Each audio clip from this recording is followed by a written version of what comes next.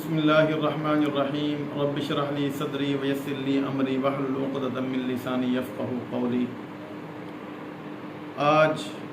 حضرت اویس قرنی رضی اللہ تعالیٰ عنہ کے حالات اور مناقب کے حوالے سے گفتگو ہوگی۔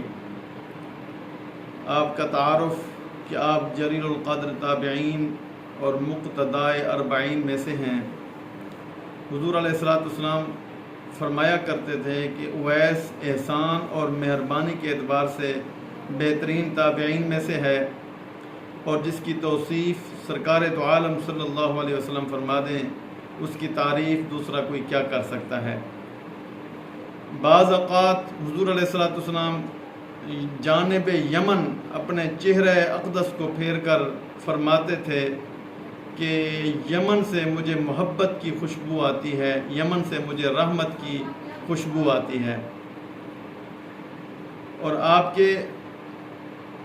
حوالے سے حضور علیہ السلام نے جو تعریفی اور توصیفی ارشادات فرمائے کہ حضور علیہ السلام نے فرمایا کہ روز محشر 70,000 فرشتے اویس قرنی کی شبیہ میں اویس قرنی کو لے کر جنت میں داخل ہو جائیں گے، تاکہ مخلوق ان کی شناخت نہ کر سکے سوائے اس شخص کے کہ جس کو اللہ چاہے گا ان کے دیدار سے، یعنی اویس قرنی کے دیدار سے مشرف فرمائے گا۔ اس کی وجہ کیا ہے؟ کیونکہ آپ نے خلوت نشین ہو کر اور مخلوق سے روپوشی اختیار کر کے محض اس لیے عبادت و ریاضت اختیار کی کہ دنیا آپ کو برگزیدہ تصور نہ کرے، اور اسی مصلحت کے پیش نظر روز حشر آپ کی پردہ داری قائم رکھی جائے گی۔ یہ میرے آقا حضور علیہ السلام کا فرمان ذیشان ہے۔ اور حضور علیہ السلام نے فرمایا کہ میری امت میں ایک ایسا شخص بھی ہے کہ جس کی شفاعت سے اللہ تبارک و تعالی قبیلہ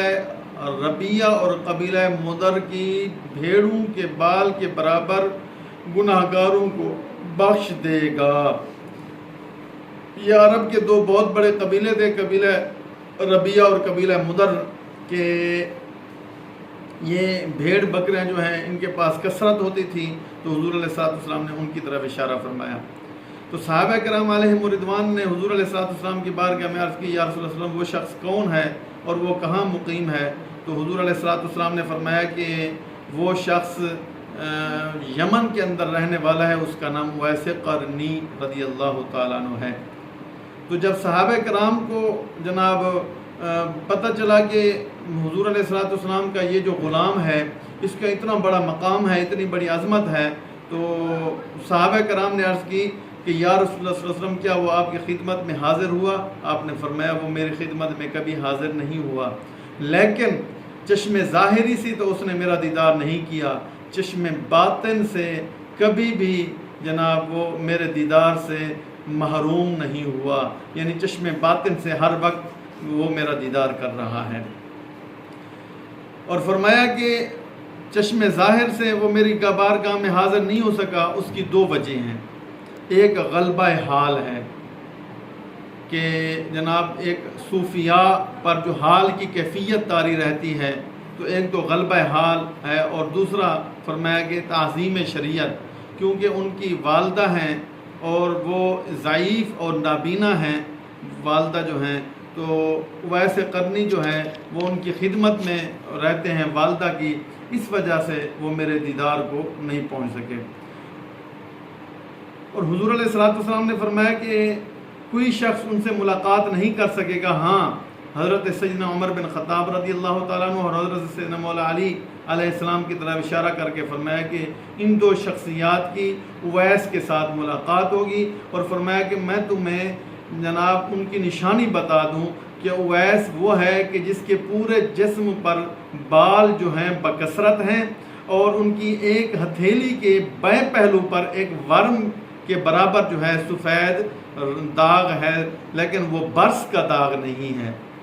تو فرمایا کہ ان کے پاس جب جاؤ ملاقات ہو، میرا سلام بھی کہنا ہے اور میری امت کے لیے دعا بھی کرانی ہے، اور حضور علیہ السلام نے اپنا لباس مبارک، اپنا جبہ مبارک عطا فرمایا حضرت مولا علی اور حضرت فاروق اعظم کو یہ میری طرف سے تحفۃً دینا۔ اب یہاں پر ایک بات غور طلب ہے کہ ظاہری طور پر اویس حضور کی بارگاہ میں حاضر نہیں ہوتا ہے، ظاہری طور پر جناب حضور علیہ السلام کی حضرت اویس کے ساتھ یا حضرت اویس کی حضور علیہ السلام کے ساتھ ملاقات نہیں ہے، لیکن حضور علیہ السلام نشانیاں بتلا رہے ہیں، فرما رہے ہیں کہ اس کے جسم کی یہ کیفیت ہوگی اور اس کے بائیں پہلو پر، ہاتھ کے بائیں پہلو پر کیا ہے، ایک داغ ہوگا، اس کے ذریعے سے پہچان کرنی ہے۔ سامعین ذی احتشام، پھر کچھ عرصہ گزرا کہ حضرت سیدنا عمر بن خطاب اور حضرت مولا علی رضی اللہ تعالیٰ عنہ دور خلافت میں جب آپ یمن پہنچے تو وہاں سے پوچھا بھئی یہاں پہ کوئی اویس رہنے والا ہے؟ تو یہ بڑا معروف واقعہ ہے۔ تو لوگوں نے کہا کہ ہاں ایک چرواہا ہے، ایک مجنون ہے۔ تو جناب بچے بھی، لوگ بھی اس کو پتھر مارتے ہیں، اور جب لوگ روتے ہیں تو وہ ہنسنے لگ جاتا ہے، جب لوگ ہنستے ہیں تو وہ رونے لگ جاتا ہے، اس کی یہ کیفیت ہے۔ تو حضرت عمر نے فرمایا کہ مجھے ان کا ایڈریس بتاؤ۔ تو انہوں نے کہا جی وہ جنگل کے اندر جناب اونٹ چرا رہا ہوگا، بکریاں چرا رہا ہوگا۔ تو حضرت سیدنا عمر بن خطاب اور حضرت مولا علی رضی اللہ تعالیٰ عنہما دونوں شخصیات جب جاتے ہیں تو جنگل کے اندر دیکھا کہ ایک شخصیت ہے جو کہ نماز میں مشغول ہے، اور ان کے جو اونٹ ہیں ان کو جناب جانور جو شیر وغیرہ جو ہیں وہ ان کو چرا رہے ہیں۔ اب یہاں پر غور طلب امر ہے کہ جب انسان اللہ تبارک و تعالیٰ کی عبادت میں لگ جاتا ہے، اللہ تبارک و تعالیٰ کے ساتھ تعلق قائم کر دیتا ہے، تو اس کے کام جو ہوتے ہیں، ذاتی اس کے جو کام ہوتے ہیں، اس پر بھی اللہ تعالیٰ کسی نہ کسی کی ڈیوٹی لگا دیتا ہے۔ تو جب یہ منظر دیکھا، حضرت اویس نے نماز پڑھی تو تعارف ہوا۔ حضرت عمر نے پوچھا بھی آپ کا نام کیا ہے؟ کیا آپ ہی حضرت اویس ہیں؟ تو انہوں نے کہا جی میرا نام اویس ہے۔ تو نشانیاں دیکھیں تو وہ جناب سفید داغ بھی تھا اور جناب جسم پر بال بھی بکثرت تھے۔ تو حضرت عمر نے فرمایا کہ ہم حضور علیہ السلام کی طرف سے آپ کے پاس سلام بھی لے کر آئے ہیں، اور ساتھ ساتھ جناب یہ حضور علیہ السلام نے پیرہن مبارک، اپنا لباس مبارک، جبہ مبارک بھی حضور نے عطا فرمایا ہے، اور حضور نے فرمایا کہ میری امت کے لیے دعا فرمائیں۔ تو اس وقت حضرت سیدنا اویس قرنی رضی اللہ تعالیٰ عنہ کو حضرت مولا علی نے لباس دیا، اور آپ نے لباس پہنا اور دعا شروع کر دی۔ اب یہاں پر ایک واقعہ جو غور طلب ہے کہ آپ نے وہ لباس سامنے رکھا، اللہ کی بارگاہ میں دعا کی، یا الہ العالمین جب تک تو امت محمدیہ کے گناہگاروں کی بخشش نہیں فرمائے گا اس وقت تک میں تیرے محبوب کا یہ لباس جو ہے نہیں پہنوں گا۔ غیب سے آواز آئی کہ کچھ افراد کو ہم نے بخش دیا، پھر غیب سے آواز آئی کہ کچھ اور کو بخش دیا، اسی طرح یہ سلسلہ چلتا رہا۔ تو حضرت اویس اللہ کی بارگاہ میں عرض کرتے ہیں کہ جب تک پوری امت محمدیہ کی بخشش نہیں ہوگی میں نہیں پہنوں گا۔ اسی دوران یہی دعا کا سلسلہ چل رہا تھا کہ حضرت مولا علی اور حضرت فاروق اعظم جب تشریف لے گئے تھے، اچانک پھر واپس تشریف لاتے ہیں، سامنے آ جاتے ہیں۔ تو اس وقت حضرت اویس قرنی عرض کرتے ہیں کہ اے حضرات اگر آپ تشریف نہ لاتے تو آج امت محمدیہ کی میں بخشش کروا کے اللہ کی بارگاہ میں اس کے بعد یہ حضور کا لباس تن کرتا۔ تو سامعین ذی احتشام، یہ جناب آپ کا مقام اور مرتبہ ہے۔ اور حضرت ایک اور یہاں پر دلچسپ واقعہ بھی رونما ہوا کہ حضرت سیدنا عمر بن خطاب نے آپ کو ایسے کمبل کے لباس میں دیکھا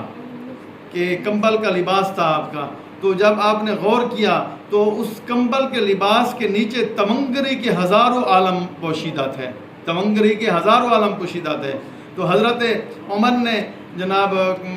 حضرت اویس قرنی سے کہا کہ میں اس وقت خلیفہ وقت ہوں، میں چاہتا ہوں کہ یہ لباس مجھے مل جائے،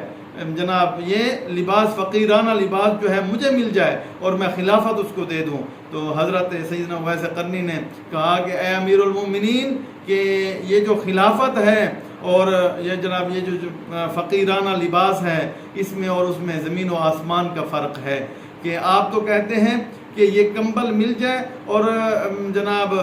خلافت چھوڑ دیں۔ ارے خلافت تو وہ چیز ہے، بادشاہ تو وہ چیز ہے، عمارت تو وہ چیز ہے کہ اس کو اگر آپ مفت میں پھینک دیں تب بھی یہ آپ کے لیے بہتر ہوگا۔ سامعین ذی احتشام، یہاں پر ایک اور بات بھی ذہن نشین فرما لیں کہ امیر المومنین حضرت سیدنا عمر بن خطاب جو کہ نائب رسول ہیں، جو کہ امیر المومنین ہیں، جو کہ خلیفۃ المسلمین ہیں، جو کہ مراد مصطفیٰ ہیں، جو کہ 22 لاکھ مربع میل پر جناب حکمرانی کرنے والے ہیں، اور جن کے بارے میں حضور نے فرمایا کہ میرے بعد اگر کوئی نبی ہوتا تو عمر ہوتا، وہ حضرت اویس قرنی کی بارگاہ میں کیا عرض کرتے ہیں کہ فرماتے ہیں کہ اے اویس آپ مجھے کوئی وصیت فرمائیں، کوئی وصیت فرمائیں۔ تو حضرت اویس قرنی، اب یہاں پر ایک جو بات غور طلب ہے وہ یہ ہے کہ اگر کوئی جناب زیادہ مرتبے والا اگر کسی کم مرتبہ، کیونکہ صحابی کا مرتبہ تو بہت بلند ہے اور حضرت اویس قرنی تابعین میں سے ہیں، لیکن یہاں پر جو مسئلہ سمجھ آتا ہے کہ زیادہ مرتبے والا اگر کم مرتبے والے سے کوئی نصیحت اور وصیت لے لے یا کچھ لے لے تو اس کے اندر کوئی حرج نہیں ہوتا، کوئی علم یا جناب علم میں سے حصہ لے لے یا کسی اور چیز میں سے کوئی حصہ لے لے تو اس کے اندر کوئی اس کی شان کے اندر کمی نہیں آ جاتی۔ تو کہا حضرت عمر نے کہ مجھے وصیت فرمائے۔ حضرت اویس قرنی فرماتے ہیں کہ وصیت میں یہ کرتا ہوں کہ تم اللہ کے علاوہ کسی کو نہ پہچانو، اللہ کے علاوہ کسی کو نہ پہچانو، اور اللہ جناب تمہیں اپنی محبت کے علاوہ نہ پہچانا، یعنی اپنے دل میں صرف اللہ کی معرفت، اللہ کی پہچان رکھو، اور اللہ تبارک و تعالی تمہارے دل کو میں اپنی محبت، اپنی معرفت اور اپنی پہچان کے علاوہ اور کچھ بھی نہ دیکھے۔ اب یہ کتنی بڑی نصیحت ہے اور کتنی بڑی وصیت ہے۔ تو حضرت عمر نے جناب فرمایا کہ ویسے کرنی واقعی میں بھی اللہ تبارک و تعالیٰ کے علاوہ اپنے دل کے اندر کسی اور کی معرفت اور پہچان نہیں رکھتا۔ سامعین ذی احتشام، حضرت عمر نے ایک اور استدعا کی کہ آپ کچھ دیر اسی جگہ قیام فرمائیں، میں آپ کے لیے کچھ لے کر آتا ہوں۔ آپ کے استغنا کی کیفیت دیکھیں کہ میں کچھ لے کر آتا ہوں۔ تو حضرت اویس قرنی نے فرمایا کہ میں اپنی جیب سے 2 درہم نکالے، فرمایا کہ میرے پاس 2 درہم موجود ہیں۔ انہوں نے کہا نہیں، کچھ اور بھی آپ کے لیے تحفۃً لے کر آتا ہوں۔ تو حضرت اویس قرنی نے فرمایا کہ اے عمر، کیا تم اس بات کا جناب میرے ساتھ عہد و پیمان کرتے ہو کہ جب تک یہ میرے پاس 2 درہم رہیں گے مجھے موت نہیں آئے گی؟ تو میں اتنا ہی جناب انتظام کرتا ہوں کہ جتنا جناب اپنی زندگی کے اندر جو کچھ جناب جتنے لمحات ہیں اتنا خرچ کر سکوں۔ یہ جو آج کل ایک کرپشن کا جو ماحول گرم ہے، آج جناب جو ذخیرہ اندوزی کا ماحول گرم ہے، ذرا توجہ سے اس بات کو اور اس سبق کو دیکھیے گا کہ استغنا کی یہ کیفیت ہے۔ آپ فرما رہے ہیں کہ میں اتنا ہی اپنے پاس رکھتا ہوں کہ جس میں زندگی کا جو وہ وقت ہے، جس وقت میں گزر رہا ہوں وہ وقت میرا گزر جائے۔ تو اللہ تبارک و تعالی ہمیں اسلاف کے رستے پر چلنے کی توفیق عطا فرمائے۔ وما علینا الا البلاغ المبین۔